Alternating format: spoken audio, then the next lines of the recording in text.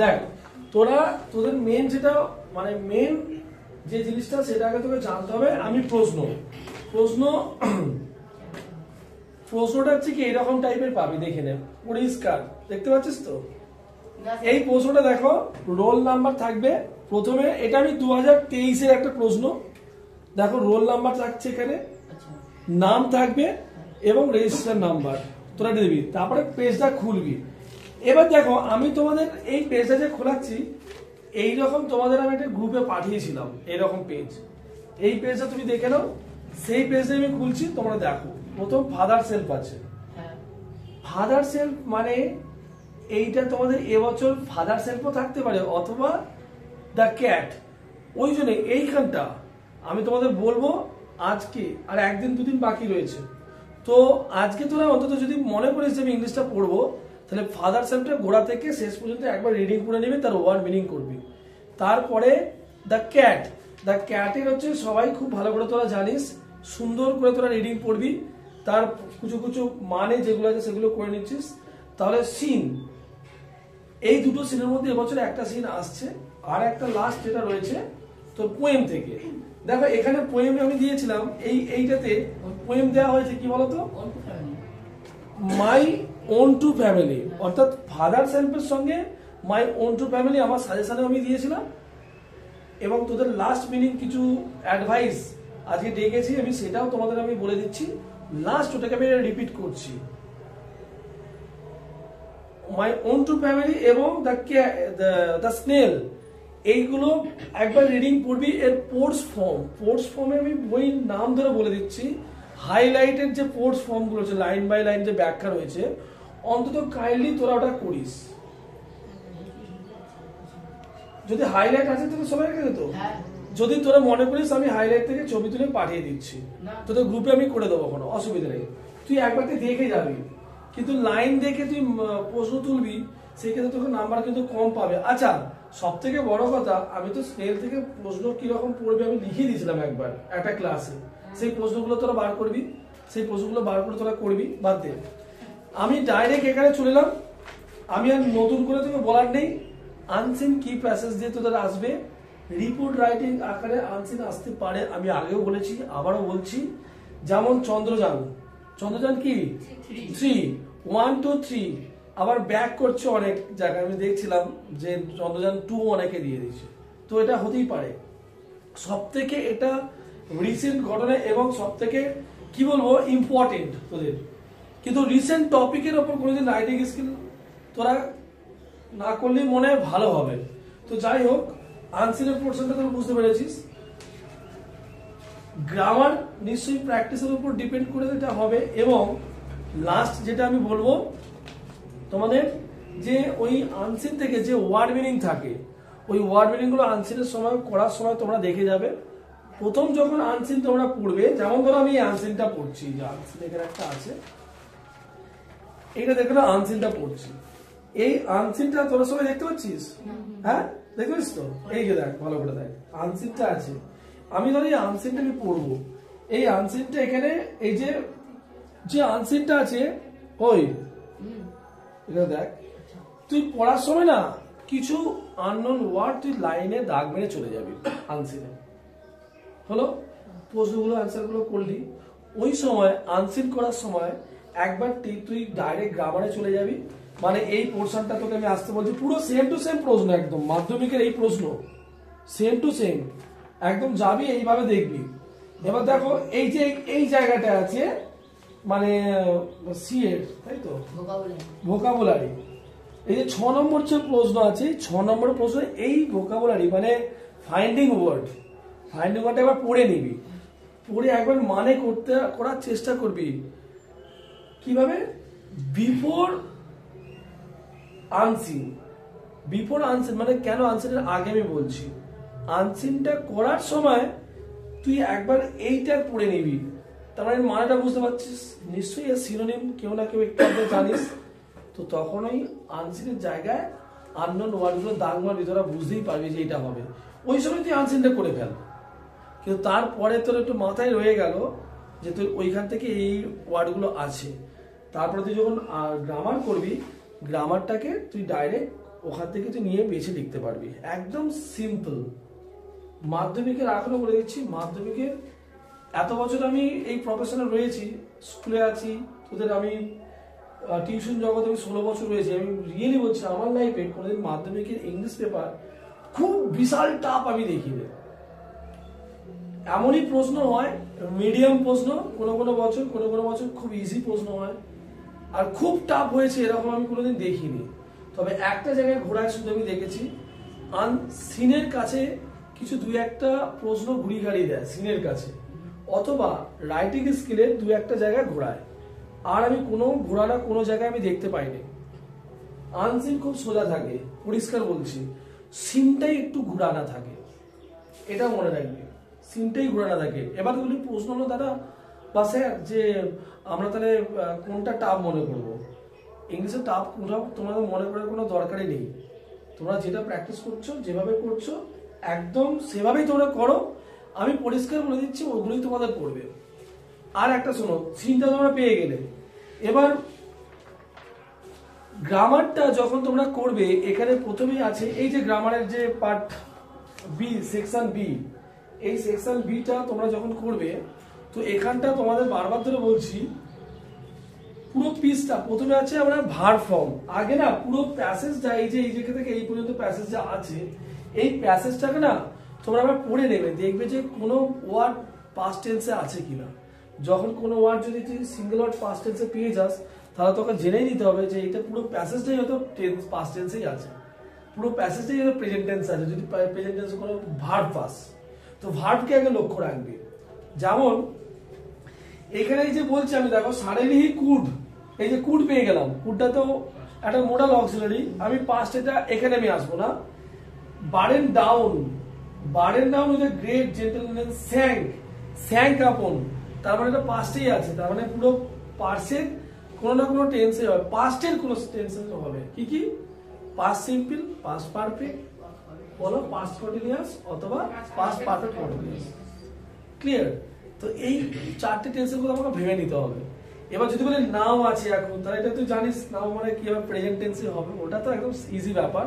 কখনো এই জায়গাটা তুই সবসময় মনে রাখবি। ক্লিয়ার হচ্ছে? এই যাবে আমি এগিয়ে যাই, এটুকু ক্লিয়ার হয়েছে? দেখো আমি যা দিয়েছি তোমরা অন্তত ডিগ্রিটা এবছর করে যাও, আমার মনে হয় ডিগ্রি আসার সম্ভাবনা আছে। ন্যারেশন ভয়েস তো একটা করে থাকবে, ডিগ্রিটা একটু দেখে যাও। আচ্ছা, যা কিছু আমি দিয়েছি ওই তোমাদের ফ্রেজাল ভার্ব, ভাই ওই ফ্রেজাল ভার্ব থেকেই থাকবে। আমি বই থেকে বললাম তোমাদের যে স্মার্ট ইংলিশ আমি প্র্যাকটিস করিয়েছিলাম, তো সেটা তোমরা পরিষ্কার আকারে তোমরা দেখবে। যাবতীয় প্রথম যে 2-3টে পেজ আছে, ওই পেজ থেকে সব পড়ে। ক্লিয়ার হলো? এবার এখানে চলে আসো, সব থেকে একদম টপিক এটা ফেজ 2 এর পরীক্ষা ছিল। ফেজ 1 এর পরীক্ষাটা আমি তোমাদের সম্ভবত এমনি বসিয়ে পরীক্ষাটা নিয়েছিলাম। সেখানে তোমাদের আমি বলেছিলাম রাইটিং স্কিল পেপারে দিইনি, কিন্তু আমি পেজ বলে দিয়েছিলাম। এটা তোমাদের পেপারে আমি দিয়েছি। এইটা পেপার থেকে এরকম আমি কিছুই নয়, এটা আলাদা কি আছে জানিস তো? ফেজ 1 এ এখানে যেমন ফাদার সেলফ দেওয়া রয়েছে, ওখানে ক্যাট আছে, আর কিছুই নয়। রাইটিং আর গ্রামার সব সেম ছিল, ঠিক আছে? ফেজ 1 এ আমি এইটাই বলার জন্য, তোদের স্ট্যাটাস চেক করার জন্যই আমি আজকে তোদের দেখেছি, এবং তোদের কোন জায়গায় কি আছে। এবার এখানে ফেজ 2 এ কি আছে দেখে নে। প্রথমেই বলেছিলাম এবারে personal letter important, personal letter পড়বে। বই থেকে এই লাইব্রেরি যাওয়া নিয়ে এরকম অ্যাডভাইস দেওয়া হচ্ছে যে বই 2 নম্বর লেসন। বলো হোস্টেলে আছে ভাই, তার ফোন ঘাটাঘাটি বেশি হয়ে গেছে। হ্যাঁ, ওটা নিয়ে একটা দিয়েছি। আচ্ছা, একটা লাইব্রেরি তোমার বন্ধুকে তুমি অ্যাডভাইস দাও যেন সে রেগুলার লাইব্রেরিতে যায়, লাইব্রেরিতে টাইম স্পেন্ড করে। এটাও লেখাটা ছিল। মোবাইল ফোন, আরে বইয়ের ছিল এটা ভাই, তোর আমার সামনে করে বসেছি, মানে করেছিলিস, সেটা করেছিলিস তো? হ্যাঁ, ওই খাতাটা তুই দেখে নিবি, পেয়ে যাবি। আছে তো তোদের কাছে? হ্যাঁ, খাতাটা দেখবি। বইয়ের রাইটিং গুলো আমি বলে যাচ্ছি, বইয়ের রাইটিং কেউ ছাড়বি না। বইয়ের রাইটিং সবাই আগে করবি, কারণ বই থেকে একটা থাকলেও থাকতে পারে। পরিষ্কার রাইটিং যেটা আসছে এখানে ফেজ 2 এ রিপোর্ট রাইটিং দেওয়া হয়েছে, তারপরে দেওয়া হয়েছে অ্যাক্সিডেন্টাল রিপোর্ট, সিম্পল রিপোর্ট। মাধ্যমিকে সিম্পল রিপোর্টই পড়ে, কিন্তু এই বছর যত টেস্ট পেপার আমি ঘাঁটছি, আমি দেখছি তো ইভেন্চুয়াল রিপোর্ট দিয়েছে চারিদিকে, মানে কোনো অনুষ্ঠান নিয়ে রিপোর্ট, তোমাদের সেই স্ট্রাকচারটাও দেওয়া রয়েছে না? দেয়া নেই? সেটা তো বলবি না দেয়া নেই, আমি তো টেনশনে পড়ে যাচ্ছি তো। যাই হোক, ওই রিপোর্টটার স্ট্রাকচারটা দেখে যাবি, অ্যাক্সিডেন্টালটাই দেখবি, অ্যাক্সিডেন্ট যে রিপোর্টটা রয়েছে, ওই বাস ট্রেন অ্যাক্সিডেন্ট যেটা দিয়েছিলাম স্ট্রাকচারে, শুধু ওইটা দেখে চলে যাবে রিপোর্টে। ইভেন্চুয়াল রিপোর্ট আর বাস যে অ্যাক্সিডেন্টাল রিপোর্ট, ইভেন্চুয়াল লিখতে পারবি নিজে থেকে, অ্যাক্সিডেন্টাল লিখতে পারবি, অতটা টার্ম নয়, ভালো করে শোন। কিন্তু রিপোর্টটা আমি বলছি যদি পড়ে, ওই বেশি ইম্পর্টেন্ট থাকছে অ্যাক্সিডেন্টাল রিপোর্ট। ওকে, ক্লিয়ার হলো? তারপরে দেখো, হয় আরে বেদিকে দেখ, কাইট আরে পাশে দেখ, আরে দেখ স্টোরি রাইটিং, সেকেন্ড পেজে story writing, simple story writing আছে, সিম্পল স্টোরি রাইটিং পড়ে। আর আমার সব থেকে বড় কথা, তোরা স্টোরি রাইটিং তোরা আমি দেখেছি তোরা যে প্র্যাকটিস করতিস, খারাপ তোরা লিখিস, ভালোই লিখিস, শুধু টাইটেল বা স্টেপ বাই স্টেপ লিখে যাবি, দেখবি ভালো নাম্বার পেয়ে যাবি। ওকে, আর একটা কথা, এটা হলো শেষ যেটা তোদের রয়েছে, prevention of dengue awareness camp. যে কোনো ক্যাম্প থেকে তোদের আমি কি করেছি, নোটিশ করিয়েছি, নোটিশের সুন্দর করে স্ট্রাকচার দিয়ে তোরা করেছিস অনেক রকম। স্কুল ম্যাগাজিন এই সবগুলো আমি বলেছিলাম, স্কুল ম্যাগাজিন, কিন্তু বারবার ধরে বলছি তোর নয় প্রসেসিং রাইটিং, নয় এটা তোর হচ্ছে কি নোটিশ রাইটিং, এইগুলো তোরা করবি। তো নোটিশ যেগুলো আমি এই সেকেন্ড পেজে যে প্রশ্ন তোদের পাঠিয়েছিলাম, তোরা নিশ্চয়ই এটা করেছিস আশা করছি। কিন্তু মনে রাখবি, এই তিনটে রাইটিং স্কিল এবছর সব থেকে বেশি ভাইটাল, সব থেকে ইম্পর্টেন্ট। এর সঙ্গে ইনক্লুডেড থাকবে দুটো এক্সট্রা হিসাবে, আমি দিয়েছিলাম পার্সোনাল লেটার, স্ট্রাকচারটা করে নিবি, যাই প্রয়োগ তোরা বানিয়ে বলে লিখে দিয়ে আসবে বলেছিলাম। আর একটা দিয়েছিলাম processing writing, building construction, school magazine কি করে পাবলিশ হচ্ছে, এটা ব্লাড কালেক্ট কি করে করা হচ্ছে, মনে আছে? ওইটা ব্লাড মনে আছে? এবং ওর সঙ্গে ওই মোমো টোমো সবজি তৈরি করার কিছু একটা ব্যাপার বলেছিলাম, এই রেসিপি টাইপের, মানে এক্সট্রা অর্ডিনারি কিছু একটা, যদি প্রসেসিং পড়ে তো পড়তে পারার সম্ভাবনা আছে এইবারে, হয়েছে তো? এইগুলো তোরা গিয়েছিস। এবার লাস্ট যেটা আমি বলবো, আর নয়, সময় আমি তোদের নেবো না। প্রথমেই আমরা এবারে জানি, আমরা খুব আমাদের উপরে প্রেসার, তোমাদের উপরে প্রেসার, টাইমটা অনেক আগে আসছে। যেটা মাধ্যমিক ক্যাডারের ছেলেমেয়েরা সব থেকে বেশি যেটা ভুল করবে, সে অ্যাডমিট আনতে ভুলে যাবে, সে তার এই জিনিসটা ভুলে যাবে। ওইটা তোমরা করার আগে আমি বলে রাখছি, রাত্রেবেলা তোমরা যখন ঘুমাতে যাবে প্রথম দিনকে, সেদিনকে ব্যাগটা গুছিয়ে রাখবে। তোমার প্রথম ডিউটি এটা, ভালো করে আগে পড়ে নেবে, তাড়াতাড়ি 9টা পর্যন্ত 10টা পর্যন্ত পড়ে নেবে, পড়ে নিয়ে তোমরা 10টার মধ্যে তোমরা ঘুমাতে চলে যাবে, তার আগে ব্যাগটা গুছিয়ে রাখবে। ওই সকালবেলা উঠবো, উঠে ব্যাগ গোছাবো, ওটা করবে না কখনো। অ্যাডমিটটা ভালো করে নেবে, রেজিস্ট্রেশনটা ভালো করে নেবে, ক্লিয়ার হলো? তার সঙ্গে যদি আইডি প্রুফ যা যা বলেছে ইনস্ট্রাকশনে, সেইগুলো তোমরা নিয়ে চলে যাবে। দেখো, বেশি এটা হলো, ক্লিয়ার হলো? টাইমে বেরোবে। তোমরা যাদের দূরে দূরে পড়েছে, মিনিমাম 1.5 ঘন্টা 2 ঘন্টা আগে বেরিয়ে যাবে। কেন বলছি, কখন রাস্তায় যেতে যেতে কার কোথায় মানে রাস্তায় যে জ্যাম পড়ে যাবে, তখন তোমাদের সমস্যা হবে সেন্টারে পৌঁছানো। প্রথম দিনের জন্য বলছি, তারপরে আস্তে আস্তে তোরা যাবি। আর একটা কথা শোনো, কখনোই রেড কালি বা রেড টাইপ কিছু কালি যা যা আছে, সেগুলো কখনোই তোমরা ইউজ করবে না। সবসময় ব্ল্যাক অথবা ব্লু, পয়েন্ট করার জন্য ব্ল্যাক আর লেখার জন্য ব্লু, অথবা পয়েন্ট করার জন্য ব্লু অথবা ব্ল্যাক, এটা তোমরা ইউজ করবে। ক্লিয়ার? এবার আরেকটা যেটা সব থেকে গুরুত্বপূর্ণ, আসতে সব থেকে যেটা গুরুত্বপূর্ণ বিষয়, এটা হলো যে আমরা প্রশ্ন পেয়ে তাড়াহুড়োর কোনো ব্যাপার নেই, ওরা 15 মিনিট সময় দেবে তোমাদের প্রশ্নটা চেক করার জন্য। হুড়মুড় করে ভুলভাল লিখে দেবো, কাটাকুটি এইসব কখনোই করবে না খাতার মধ্যে। আর টু দ্য পয়েন্টে উত্তর দেওয়ার চেষ্টা করবে। প্রচুর লিখবো, এত লিখলে এত নাম্বার, এইসব কিছু ব্যাপার না। টু দ্য পয়েন্টে মানে ইংলিশে তোমাদের প্রশ্ন চায়, আমরা সেভাবে খাতা ফাটা চেক করি, যে টু দ্য পয়েন্টে যেভাবে একদম যেটা তোমাকে বলবে তোমাকে সেটা লিখতে হবে। এটা হলো এই ইনস্ট্রাকশন গুলো তোমরা ভালো করে মেনে চলো, আর যা যা দিয়েছি ওর মধ্যেই পড়বে। আশা করছি তোমাদের সমস্যা কিছু হবে না। আমার স্টুডেন্টরা যারা রয়েছে বা আদার্স বাইরে যারা তোমরা রয়েছে আমার সঙ্গে চ্যানেলে, তোমাদেরও এইটা বলে রাখছি, তোমরা একদম কুল থাকো, ফ্রি থাকো, টেনশন ফ্রি থাকার চেষ্টা করো। টেনশন ফ্রি থাকলে সব হয়ে যাবে, কিচ্ছু না, রিল্যাক্স থাকো। যেগুলো পড়ানো হয়েছে সেগুলো মনে মনে খালি ভাবো এই কদিন, দেখবে তোমাদের পরীক্ষা সব থেকে বেস্ট হবে। যাই হোক, বেস্ট উইশেস সবাইকে, আর সবাই খুব ভালো করে পরীক্ষা দিও।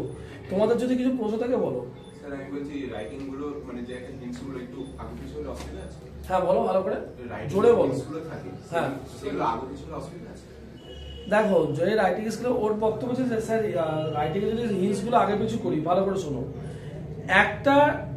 একটা হিন্টস এর পরে আরেকটা আছে, তুমি এইটা ধরো এখানে একটা হিন্টস আছে, ধরো এই একটা হিন্টস, এই একটা হিন্টস, এই একটা হিন্টস, এইটা তুমি যদি এই হিন্টস চালু করছো, এই হিন্টসটার সাথে এইটা একটু আগে পিছু হতে পারে মেবি, কিন্তু এই হিন্টসের সঙ্গে এইটা আগে পিছু হলে তো হবে না, স্টেপ বাই স্টেপ তোমাকে লিখতে হবে হিন্টসটা, একই। কিন্তু একটাই মনে রাখবে, প্যারাগ্রাফের ক্ষেত্রে অনলি, যেটা তোমাদের এবছর পড়বে না সম্ভবত মাধ্যমিকের ব্যাপার তো রিপুটও হতে পারে, বলা যায় সব দিক থেকে তোমার তৈরি থাকতে হবে। যাই হোক, তো ওই প্যারাগ্রাফের ক্ষেত্রে যদি তুই চেঞ্জ করিস তাহলে সেক্ষেত্রে অসুবিধা কিছু হবে না, কিন্তু স্টোরি রাইটিং বা অন্যান্য যেগুলো থাকবে সেগুলো কিন্তু স্টেপ বাই স্টেপ লেখাটাই ঠিক হবে। বলো এরপরে প্রশ্ন। স্যার বলছি ধরুন রাইটিংটা আমার ওখানটা হলো না, আমি অন্য পেজ নিতে পারি না? আমি হ্যাঁ, এইটা একটু খুব ভালো প্রশ্ন করেছি যে অন্য পেজে আমি যেতে পারি। আমার এখানে পেপারটা তুমি দেখে নাও, মাধ্যমিকের পেপারটাকে ভালো করে দেখো। মাধ্যমিকের পেপার এই যে তোমাকে এখানে স্পেস দিচ্ছে, এই স্পেসের মধ্যে ধরালে খুব ভালো হয়। এই স্পেসের মধ্যে এই যে হচ্ছে এর মধ্যে ধরালে ভালো হবে, খুবই ভালো হবে।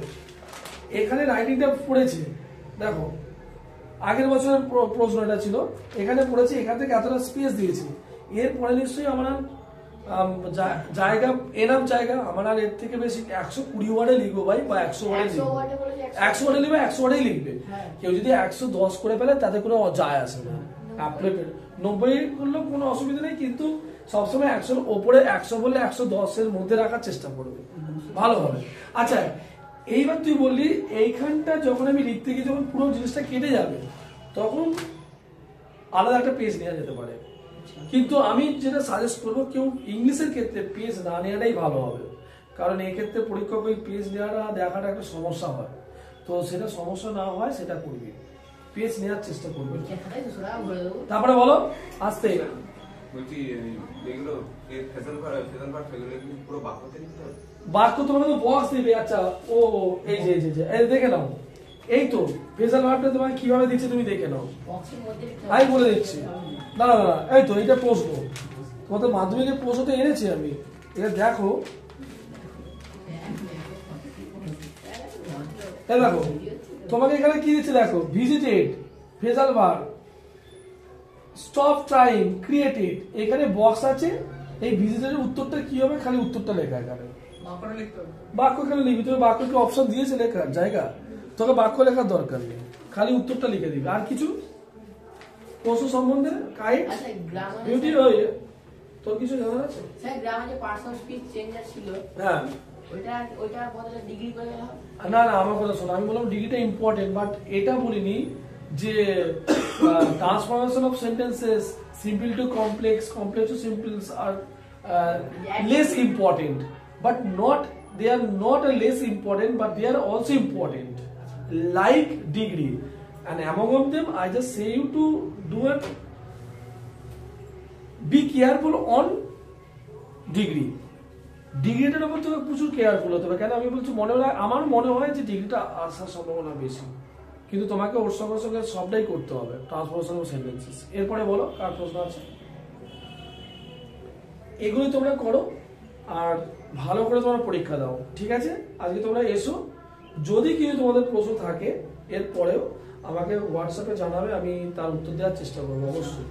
আর আমি তোমাদের স্ট্যাটাসটা চেক করলাম, আমি দেখতে পেলাম কিছু ছেলেমেয়েরা এখানে আছে, হ্যাঁ অত রেগুলাইজ নয়, তোকে ডেইলি প্র্যাকটিস করতে বলেছিলাম, ডেইলি প্র্যাকটিস না করলে ইংলিশে লেখা খুব কঠিন হয়ে দাঁড়াবে, ঠিক আছে? তোমরা এসো, ভালো থেকো, টাটা। ওদেরকে টাটা দিলেন।